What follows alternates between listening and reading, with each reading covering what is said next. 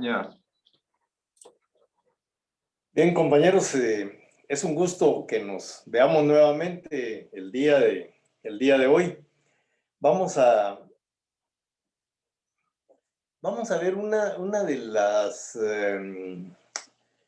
las partes más importantes que mucha gente soslaya, muchos de los que se han dedicado a escribir libros y que para mí es muy importante porque aquí nosotros vamos a entender realmente cómo es que nuestro código se organizó de la manera como está organizado. Por lo menos la parte del libro quinto, que es donde se encuentra precisamente el derecho de obligaciones. Cuando estamos hablando del origen, de la fuente de las obligaciones, vamos a escudriñar un poco en el pasado para ver cómo ha ido evolucionando hasta nuestros días. Y entonces de ahí en adelante vamos a entender algunas instituciones que a la fecha veo de verdad con mucha preocupación que hay personas que no entienden el derecho. Hoy, desde ayer, estamos con la noticia del tema del juez Moto, que si tiene inmunidad, que si no tiene inmunidad, qué sé yo. Pero si vemos algo claro, vemos una posición totalmente sesgada en cuanto a la persecución contra este juez y lo lastimoso es ver ahí a algunos abogados que, que se suman al sesgo y dejan por un lado todo el conocimiento del derecho que se supone debieran de tener. Yo se los dije ya en una clase, no conozco al juez Moto, no tengo ningún interés en defenderlo. Lo que, lo que yo hago es ver cómo se van desarrollando los acontecimientos, porque para mí son importantes, no solo para, para mi conocimiento, sino porque tengo la obligación como docente de pues ser lo más objetivo posible y que todos podamos entenderlo. Hace unas clases mencionaba yo sobre el problema que existe en las dos escuelas, el ser y el deber ser. Si lo vemos desde este punto de vista, la gente que adversa a la candidatura del juez Moto, ya no es ni candidatura, a que tome posesión el juez Moto, siguen la corriente de cómo debiera de ser, según sus intereses. Pero se les olvida que tenemos un derecho formal que dice cómo es que son las cosas. En un principio, si ustedes recuerdan, se plantearon amparos en contra de la elección con el argumento que no se había cumplido con lo que establecía la ley. Ese amparo suspendió la segunda vuelta, pero al final la misma Corte de Constitucionalidad resuelve que todo está en ley y ordena que continúe el proceso electoral. En ese proceso electoral, pues todos sabemos, gana este juez. Inmediatamente el Congreso de la República, con sus intereses así muy particulares también, lo juramentan. En esa juramentación, posiblemente existe anomalías, existe algunas situaciones que son discutibles, pero en rigor de derecho, él fue electo y fue juramentado. Mientras no se declare una nulidad, que no veo cómo, en esa juramentación que hizo el Congreso de la República, pues el juez pues ya fue juramentado como magistrado, y desde el momento que el Congreso lo juramenta, lo inviste de inmunidad. Entonces, según mi leal saber y entender, el juez goza de inmunidad desde el momento que fue juramentado. Que a estas alturas vengan con una orden de aprehensión, a mí me parece que esa orden de aprehensión no debió de haber sido dictada por la juez Erika Ifán, porque ya está saliéndose del derecho, porque para poder girar una orden de captura en contra de un magistrado ya juramentado, es decir, debió haber seguido todo el procedimiento del antejuicio. Eso es lo que yo creo. Entonces, me da la impresión que esto se va a resolver de dos maneras. Una, que la juez va a entender que se precipitó y revoque la orden de aprehensión, o a través de un amparo le van a ordenar que revoque la orden de aprehensión. Eso es lo que yo creo, y eso es lo que en derecho debiera de ocurrir, fuera del tema político. Es decir, a mí lo que me interesa es que veamos siempre el tema legal. Probablemente las cosas no se hicieron como debieran de hacerse, pero recuérdense ustedes que el Congreso de la República tiene facultades, y a veces hablamos no solo de facultades, sino de obligaciones. Y dentro de ellas están precisamente el juramentar a la persona que fue electa. En este caso, el Tribunal Supremo, no el Tribunal Supremo, el Tribunal Electoral del Colegio de Abogados declaró ganador al juez Motto, y al Congreso lo que le correspondía era juramentarlo. ¿Hay legalidad en eso? Sí hay legalidad. Es decir, está perfectamente dentro del marco legal. ¿Es correcto lo que hicieron? Esa es otra historia. Ahí entramos ya al tema que mencionaba yo del deber ser. Es decir, cómo es que las cosas se deben de hacer. Pero recuerden ustedes que estamos ante un Congreso de la República. Esta forma de actuar la vienen haciendo siempre. Cuando le interesa a los de un lado, pues no dicen nada. Pero cuando sus intereses se ven conculcados, entonces ocurre lo que hoy estamos viendo. Sigamos atentos a ver qué es lo que sucede, pero yo entiendo eso de personas que no son abogados, de repente ni estudiantes de derecho, pero los abogados sí debemos de saber exactamente cómo es que el sistema jurídico legal de Guatemala debe operar. Y entonces por eso es importante que nosotros conozcamos el origen de nuestras instituciones para poder entender cómo es que se manejan posteriormente con sesgos ideológicos el acomodamiento de la ley. La ley no puede acomodarse a ningún lado. La ley es la ley y debe cumplirse tal y como está prescrita.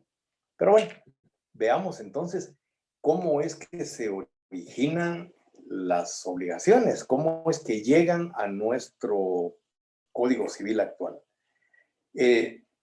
Dentro de la fuente de las obligaciones, primero vamos a citar al jurista Gallo.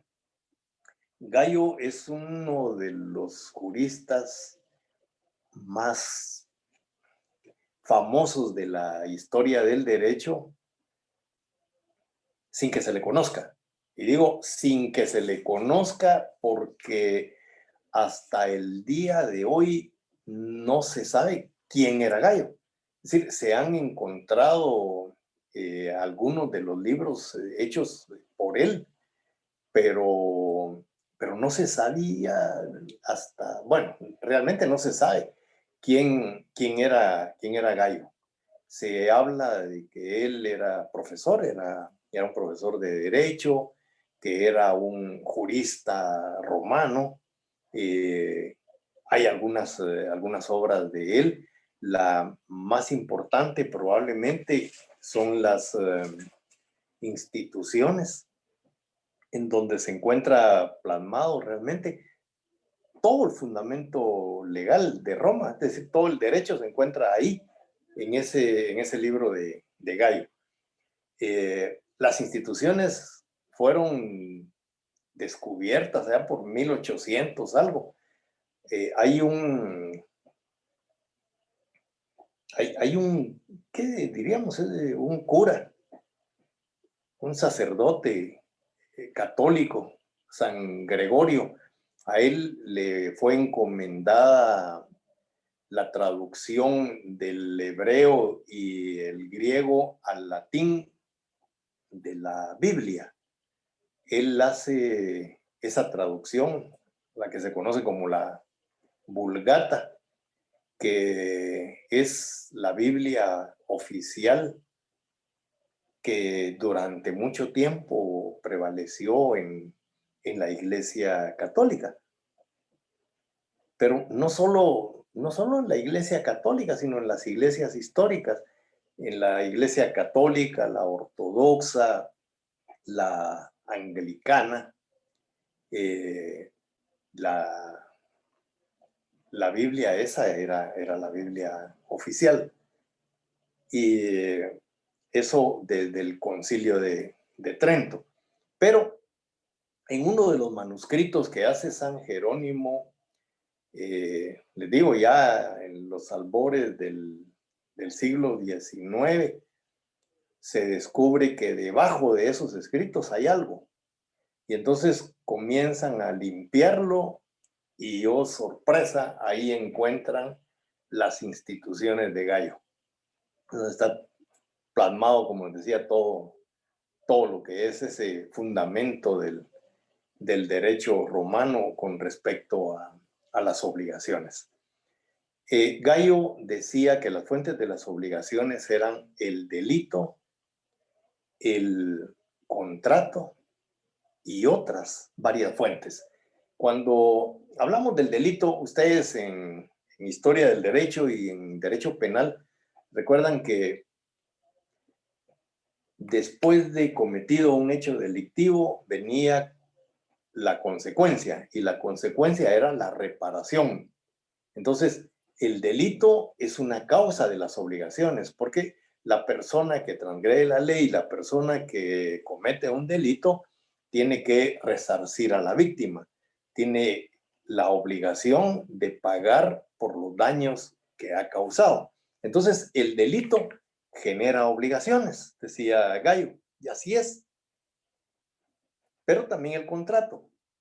El contrato es la fuente principal de las obligaciones, es decir, el convenio entre las personas, el negocio jurídico entre las personas genera obligaciones. De ahí es de donde nacen la mayoría de las obligaciones que nosotros podemos conocer. Pero él habla de otras varias fuentes. No sabe que hay algunas obligaciones, pero ¿de dónde nacen? Y entonces él no logra ubicarlas, y por eso es que le llama otras varias fuentes. Con los años aparece por ahí Justiniano, el gran emperador. Justiniano ordena la recopilación de todas las leyes que hay en ese momento, y hace lo que se conoce como el Corpus Juris Civilis, que es la codificación de todas esas leyes. y se fundamenta precisamente en las instituciones de Gallo. Y entonces Justiniano encuentra que efectivamente el delito es una de las fuentes de las obligaciones, el contrato es la mayor fuente de las obligaciones, pero él define las otras varias fuentes que decía Gallo y les llama el quasi ex maleficio. Se parece al mal, es casi como el mal. Recuérdense que el delito era reconocido como el mal, ¿verdad? Entonces, cuando él habla del quasi ex maleficio, se está refiriendo a algunas actividades del ser humano que parecen delitos, pero que no lo son. Por eso es que él le llama quasi ex maleficio, muy parecidos al mal. Y el cuasi contrato. Hay algunas relaciones jurídicas entre los hombres que parecen contratos, pero no lo son. Les falta algún elemento para hacer contrato. Y entonces Justiniano a eso le llama el quasi ex contractual, es decir, se parece al contrato. Luego vamos a ver eso. Está plasmado en nuestro Código Civil de una manera muy interesante, pero siempre regresando a ese derecho latino. Esa clasificación que hace Justiniano llega hasta la Edad Media sin ninguna modificación, más que el latín quasi ex maleficio y quasi ex contractual, pues es traducido a quasi delito, quasi contrato. O sea, se parece al delito, se parece al contrato. Como cuando ustedes les dicen que son cuasi abogados, es decir, parecen abogados. Ya hay algunos que incluso hasta se meten a celebrar matrimonios, lo cual es totalmente ilegal, ¿verdad? Un matrimonio celebrado por alguien que no es abogado y notario, bueno, en este caso, que no es notario, es nulo de pleno derecho. Sin embargo, hay por ahí siempre algunos que tienen amigos notarios y les piden que les regalen la firmita y van a celebrar matrimonios como que fueran abogados, pero no lo son. Aparte de que es nulo de pleno derecho, yo me atrevería a creer que riñe con la ley y podría ser que hubiera algún delito ahí. La razón por la cual no se persigue penalmente a estos cuasi abogados es porque quien se supone que está celebrando el acto del matrimonio es el notario que firma y que no está presente, ¿verdad? Yo en algunas ocasiones, algunos amigos, bueno, ahora ya son abogados, me pidieron eso y les dije que no era, que yo no podía hacer eso, pero en aras de la amistad, lo que hice fue acompañarlos.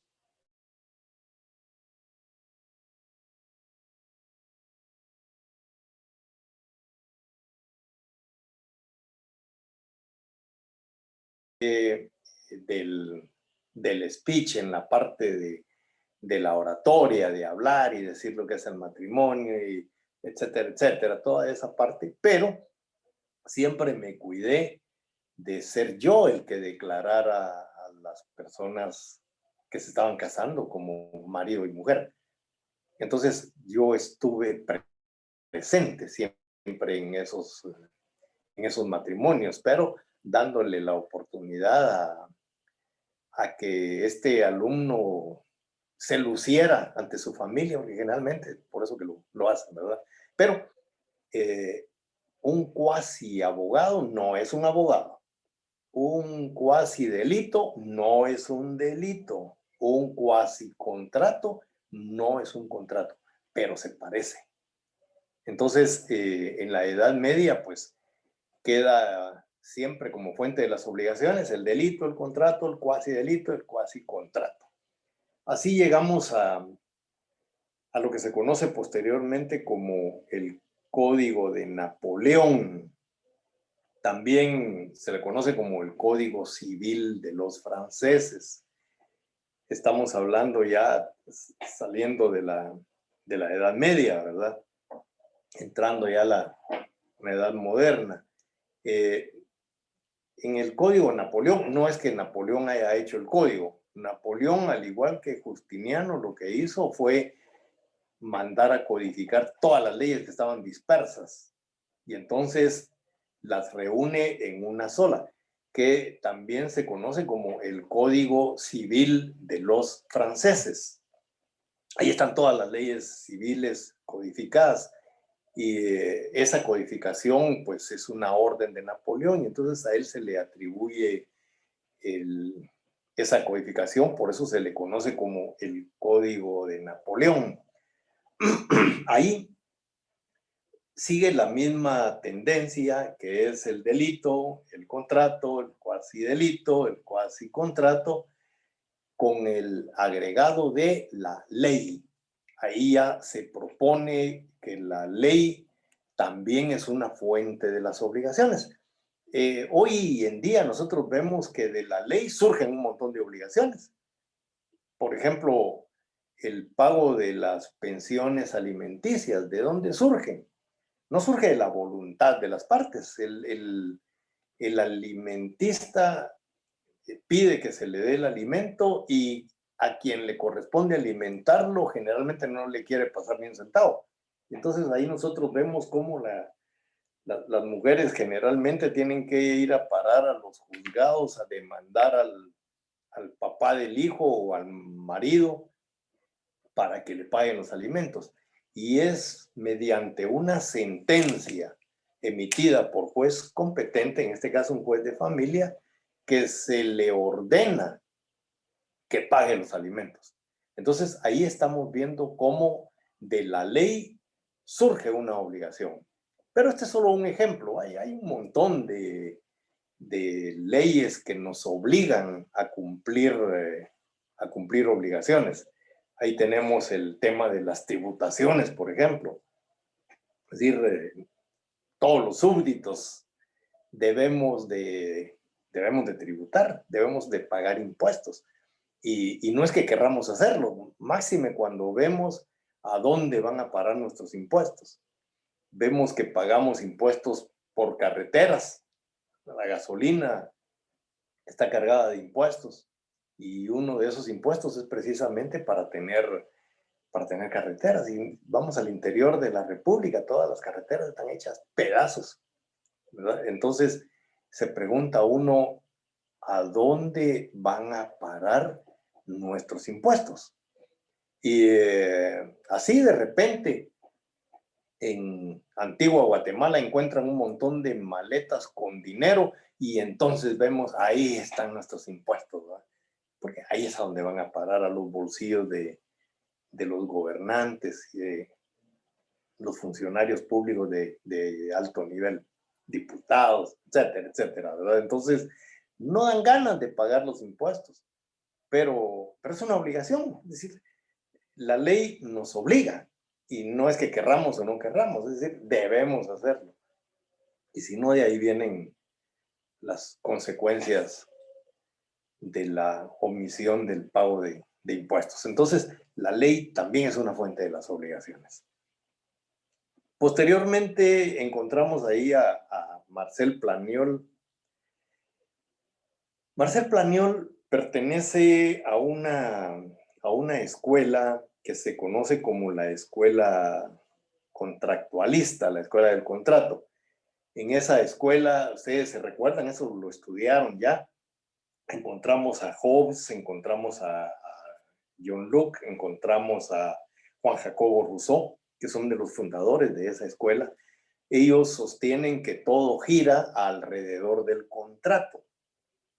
Todas las obligaciones nacen del contrato. Y para ellos no existen ni el delito, ni nada de eso, solo el contrato. y se fundamentan en que es a través de un contrato que las personas dan vida a las obligaciones. Es a través de un contrato que un acreedor y un deudor establecen una relación jurídica entre ellos, y de esa relación jurídica derivada del incumplimiento, pues nace toda, todo lo que es el andamiaje jurídico que nosotros conocemos, porque de esa voluntad de estas personas es de donde surgen, dicen ellos, las obligaciones.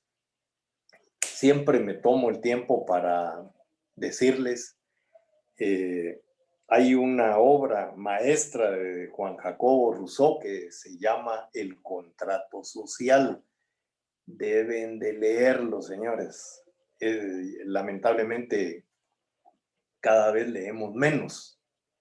Y ese es uno de los grandes problemas por los que vemos afuera un montón de abogados que no saben nada, tienen título, pero no saben absolutamente nada. ¿Por qué no leen? Porque no estudian. Miren, hay que estudiar la historia especialmente, porque la historia, todo ese pasado es lo que ha fundamentado lo que somos hoy, lo que es nuestro derecho hoy. Entonces debemos conocerlo. Los grandes hombres de la historia han tenido algo en común, y es que todos ellos han sido estudiosos de la historia. Hay un refrán ahí trillado que dice que el que no conoce la historia está condenado a repetirla. Es precisamente por eso, un estadista que se precie de serlo tiene que haber estudiado historia. Un abogado que se precie de serlo tiene que conocer la historia. Miren, ustedes no van a salir de la facultad de Derecho únicamente a litigar. Ustedes van a litigar, van a ser jueces, van a ser magistrados, pero además de eso van a ser asesores, van a ser consultores. Es decir, nuestra profesión es una profesión bastante extensa, bastante amplia. Y entonces no podemos ser asesores si no conocemos la historia. No podemos ser asesores si no conocemos el derecho. Entonces, prepárense, estudien historia, estudien todo lo que puedan, porque les decía yo en alguna ocasión, la calle está difícil y ustedes afuera van a competir únicamente con conocimiento, con talento. No basta decir que salieron de la Facultad de Derecho de la tricentenaria, ya son 345 años de la existencia de la Facultad de la Universidad. Pero vamos a salir a la calle sin saber nada. Pues virtualmente vamos a estar en la calle. Entonces hay que prepararse, hay que estudiar, hay que competir. La Facultad de Derecho nuestra lamentablemente atraviesa por crisis bastante serias. Afuera, no obstante, el prestigio de la Universidad de San Carlos, no obstante su antigüedad, no obstante que diga que entre las cátedras del mundo la Academia Guatemalteca es non plus ultra. Se oye bonito, pero debiera de ser así. Lamentablemente no es eso, pero depende de nosotros levantar el prestigio de la Facultad de Derecho. Entonces, Marcel Planiol dice que todas las obligaciones nacen del contrato y de la ley. No puede soslayar la ley. Desde que en el Código de Napoleón aparece la ley como fuente de las obligaciones, es indiscutible que la ley va a ser una fuente de obligaciones. Pero siempre hay el alter ego, la contraparte, y aquí aparece precisamente con Francesco Messineo. Messineo pertenece a la escuela negativista con respecto al contrato. Esta escuela, al contrario que la escuela contractualista, sostienen que no existe el contrato. Ellos niegan la existencia del contrato. Y entonces, siguiendo esa línea, Messineo dice que las obligaciones nacen de la voluntad del deudor. Porque nadie, dice él, puede ser obligado a ser deudor. Es decir, las personas se obligan porque quieren, porque esa es su voluntad. Entonces dice él que la obligación nace de la voluntad del deudor y de la ley. Entonces ya estamos claros que desde Napoleón para acá, la ley es una fuente de las obligaciones, con voluntad o sin voluntad, es decir, la ley nos obliga, nos somete, y entonces es una fuente de voluntades. Y en el devenir de todo esto aparece por ahí René de Mogue. A de Mogue se le atribuye el haber hecho esta fuente de las obligaciones, es decir, el haber propuesto la fuente de las obligaciones que hoy estamos nosotros viendo. Y entonces él hace un estudio sobre el origen de las fuentes de las obligaciones y las va situando en cada época. Y por eso es que nosotros señalamos aquí los más importantes. Hay más, es decir, dentro de las fuentes de las obligaciones aparecieron un montón de juristas dando sus opiniones y todo, pero Messineo encuentra que esta es la más importante de las fuentes de las obligaciones. Y entonces él, pues, trata de armonizarlo todo. Entonces, ¿cómo se llama? Messineo dice que las fuentes de las obligaciones son la voluntad del deudor, tal y como lo señalaba Messineo. Es decir, la voluntad del deudor va a hacer que nazcan al mundo jurídico las obligaciones. Más adelante, cuando veamos nosotros esto, vamos a encontrar, por ejemplo, algunas obligaciones que nacen de la voluntad del deudor, como la promesa de recompensa. Cuando veamos la promesa de recompensa, vamos a ver que una persona, por su sola voluntad y sin contratar con nadie, sin hacer convenios con nadie, sin ponerse de acuerdo con nadie, pues decide convertirse en deudor al ofrecer una recompensa. Es decir, se perdió por ahí el chuchito y el dueño comienza a poner en los postes, se dará cuantiosa recompensa a la persona que devuelva al Firulais, y lo describe y todo lo demás. Lo que no dice cuánto, ¿verdad? Pero más adelante vamos a ver que es un requisito indispensable mencionar la cantidad. En ese momento, esta persona se está convirtiendo en deudora. ¿De quién? De la persona que encuentra el perro, pues. Pero en ese momento no se sabe quién la va a encontrar. Es decir, no es como que yo le hiciera un convenio con alguno de ustedes y le dijera, mire, si usted me encuentra mi perro, le pago tanto, y usted me dice que sí. En ese momento hay un contrato. Ahí estamos de acuerdo. Están haciendo a la vida jurídica un contrato, un negocio jurídico. en el que ambas partes dan su consentimiento. Ese es un contrato, pero en el caso de la declaración de voluntad unilateral, la persona se convierte en deudora de cualquiera.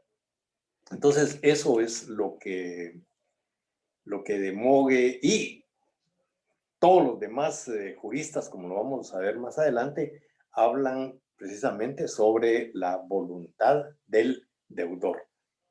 De Mogue también señala que la voluntad del acreedor es una fuente de las obligaciones.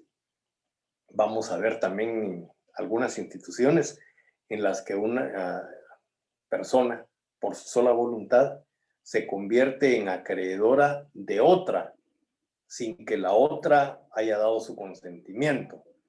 Y hay varias de esas instituciones que vamos a señalar más adelante, como la gestión de negocios, por ejemplo. Es una institución en la que una persona se convierte en acreedora de otra, sin que la otra haya dado su voluntad. Vamos a ver, cuando hablamos de la gestión de negocios, una persona que se hace cargo de un negocio abandonado, eso me ocurrió en algunas ocasiones, una alumna, señora, llega a clases con su hijo menor, con su hija menor. Muchas veces no pueden dejarlos en algún lado y pues llevan a sus hijos. Pues una de estas alumnas en un examen, saber cómo hice el examen, por eso es que me preguntaba a alguno de ustedes, ¿por qué es que me tienen tanto miedo? No lo sé, pero recuerdo que en una ocasión, en un examen, la señora que se estaba examinando se desmayó. Yo no sé si era por las preguntas o a saber que de verdad estaba muy nerviosa, estaba enferma, no sé. Y llevaba con ella una niña. Entonces a la señora pues se la llevaron y otra compañera se quedó con la niña. Cuando la señora pues ya está bien, eh, obviamente pide que le hagan entrega de su niña, pero la persona que se hizo cargo de la niña tuvo gastos. Es decir, esa noche que se la llevaron y que se fue al hospital, le dio de comer, le dio alojamiento, le dio donde dormir. Es decir, la atendió y todo eso tiene un costo. Y si la persona no lo quiere regalar, si la persona todo eso que hizo lo hace por piedad, pues ahí no va a cobrar absolutamente nada. Pero la ley la faculta para que pueda cobrar. Y entonces vemos cómo esta persona que se hizo cargo de esa niña puede cobrar. ¿Eso qué quiere decir? Que se convirtió en acreedora. ¿Acreedora de quién? De la señora que se desmayó. Y la pregunta es, ¿dio su consentimiento la señora que se desmayó para que la otra se llevara a su hija y la atendiera? No, ¿verdad? Sin embargo, ahí nace una obligación que si la persona que se hizo cargo de ese negocio abandonado, que en este caso es la niña, desea cobrar, puede hacerlo. Si es un acto de liberalidad, pues obviamente ahí no va a cobrar, pero si desea cobrar, entonces estamos en presencia de una obligación que nace de la voluntad de una persona de convertirse en acreedora de otra, sin que exista convenio, sin que exista obligación. Otra de las fuentes de las obligaciones que encuentra de Mogue es lo que él llama el hecho ilícito. Y aquí quiero hacer énfasis regresando a Gallo. Gallo dice que aparte del delito y del contrato, hay otras varias fuentes. Justiniano, delito, contrato, pero ya habla del quasi ex maleficio y el quasi ex contractual. En la clasificación que vimos ahorita de Planiol encontramos precisamente eso.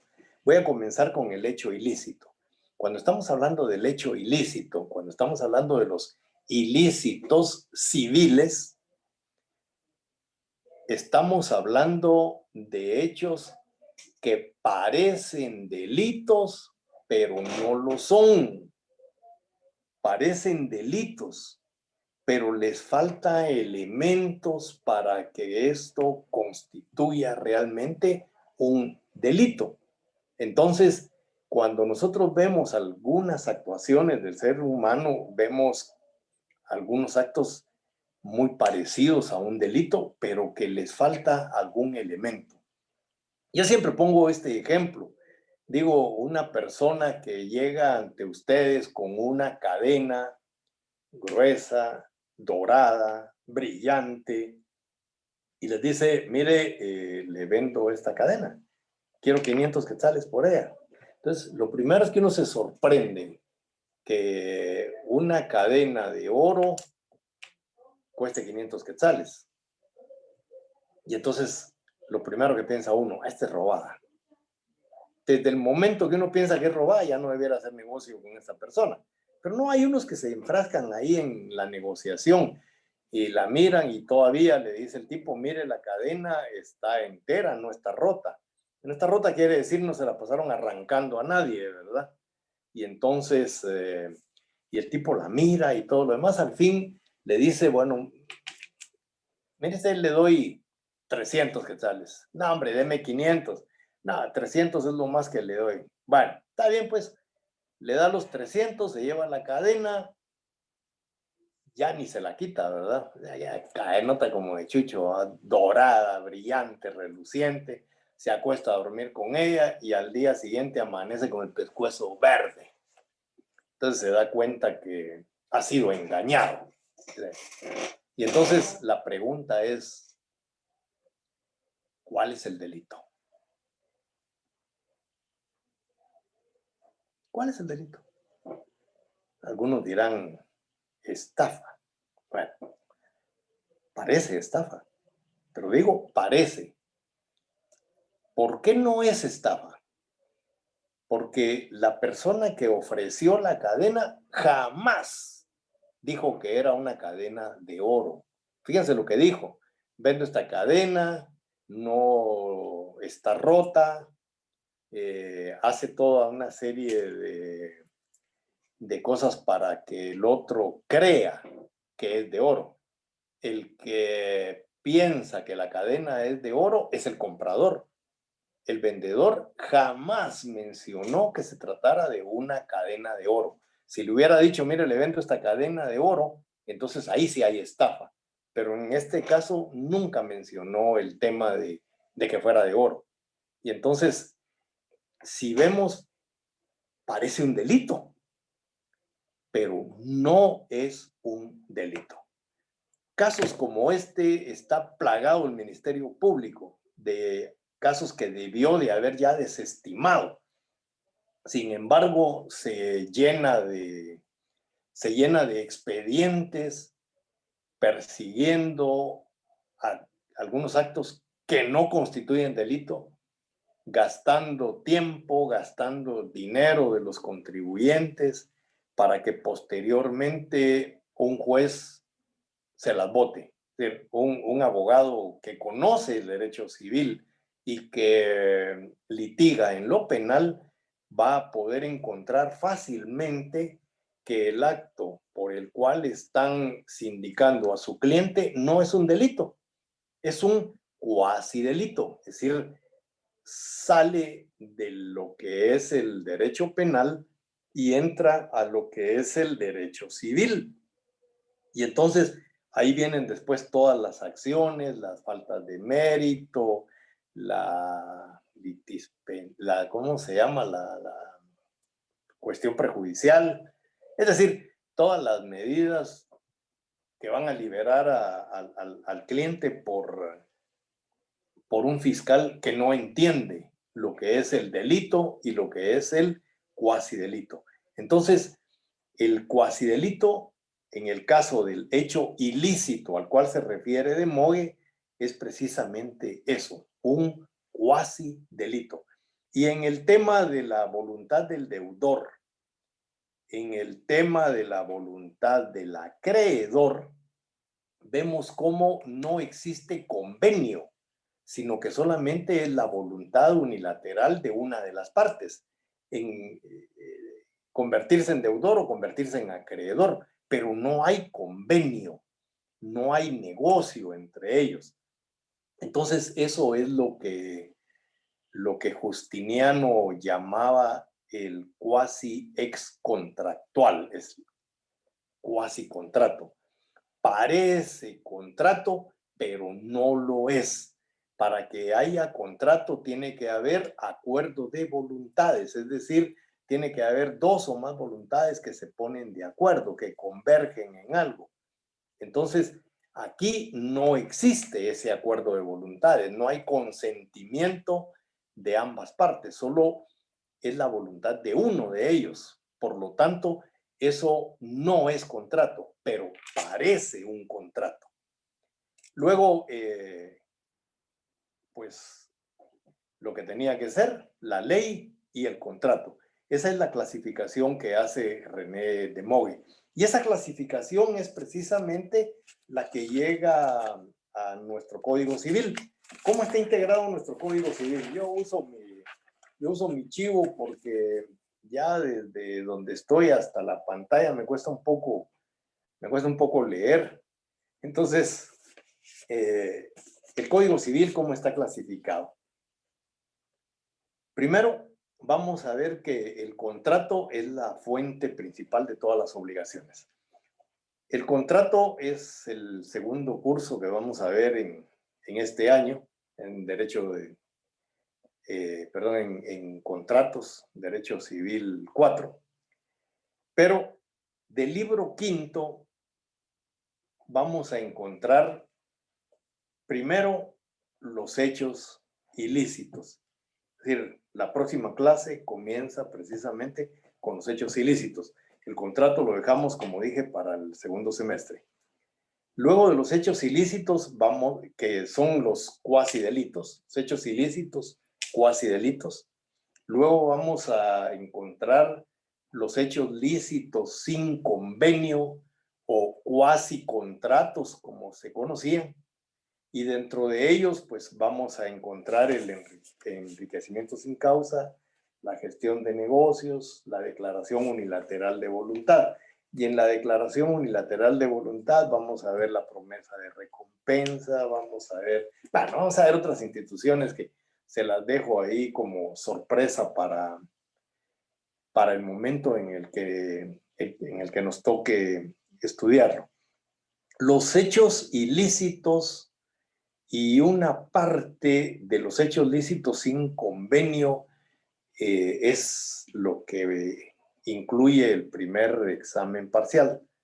Así que ahorita estamos ya pues adentrándonos a lo que va a constituir ese examen en el que las personas se desmayan. Nada, eso no es así. El caso que yo les comenté es un caso ficticio, eso nunca ocurrió. Es solo una forma de llamar la atención. Pero en el caso de ustedes, comenzamos ya el día jueves con los hechos ilícitos y ahí prácticamente entrando a la recta final hacia los exámenes del primer parcial. Entonces, cualquier duda que tengan sobre esto, señores, pues en un momentito les envío el link para que nos veamos en Google Meet y podemos pues platicar sobre todo lo que vimos y que les haya podido interesar del día de hoy. Nos vemos en un ratito. Pues.